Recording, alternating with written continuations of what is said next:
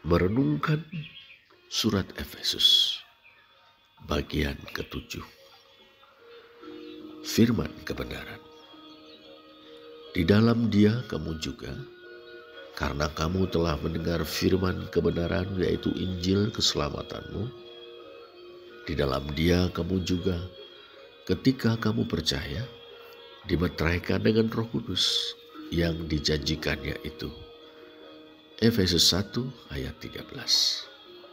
Saudara, setiap hari Minggu dalam kebaktian umum kita memiliki hak istimewa untuk duduk mendengarkan khotbah atau pemberitaan firman Allah.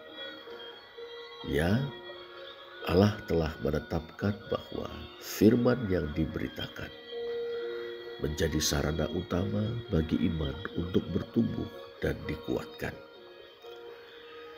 Inilah santapan rohani yang disajikan Allah sendiri melalui pelayan firman-Nya. Saat kita merenungkan Efesus 1 ayat 13 ini, kita diingatkan bahwa hakikat khotbah adalah pemberitaan firman Allah. Karena itu kita harus mendengarkannya dengan saksama. Tujuannya adalah agar kita mengerti, memahaminya dengan benar. Dengan jalan itu, firman Allah membentuk hati dan pikiran kita, bahkan hidup kita. Isi khotbah harus berpusat pada firman kebenaran, yaitu Injil keselamatan. Pengkhotbah adalah pelayan firman atau pelayan Injil. Dari minggu ke minggu dalam khotbah-khotbahnya, ia harus menguraikan, mengilustrasikan dan menerapkan Injil keselamatan itu. Dalam kesetiaannya terhadap Injil, pelayan firman memuliakan Allah dan mengajak jemaat, ya kita semua, untuk memuliakan Allah atas anugerah keselamatan dalam Kristus yang dinyatakan dalam Injil. Sebagai pemberitaan firman Allah, khotbah harus kita dengar dengan saksama. Kebenaran Injili yang disampaikannya kita tanggapi dengan iman.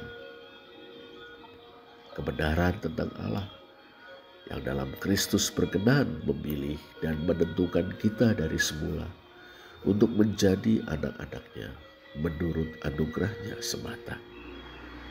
Kebenaran tentang Yesus Kristus yang melalui kematiannya di kayu salib telah menebus kita sehingga kita beroleh pengampunan dosa.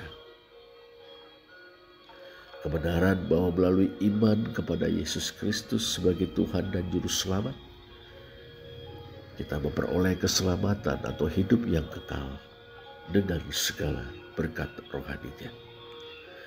Kebenaran bahwa Roh Kudus berkenan tinggal di dalam kita semenjak kita percaya kepada Yesus Kristus sebagai Tuhan dan Juru Selamat. Kehadiran Roh Kudus sebagai meterai dan jaminan keselamatan kita.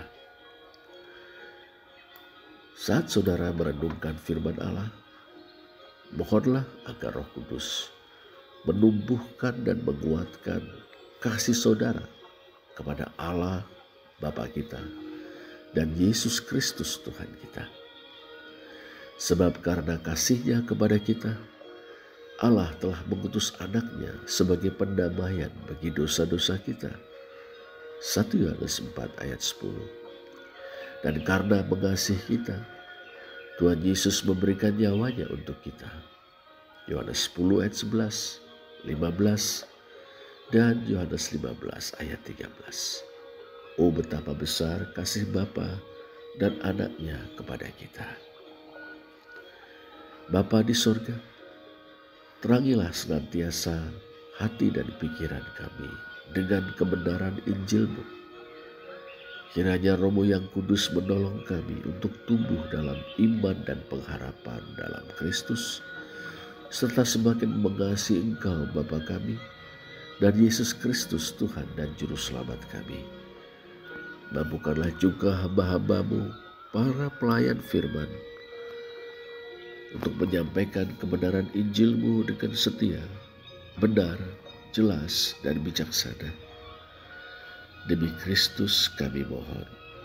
Amin.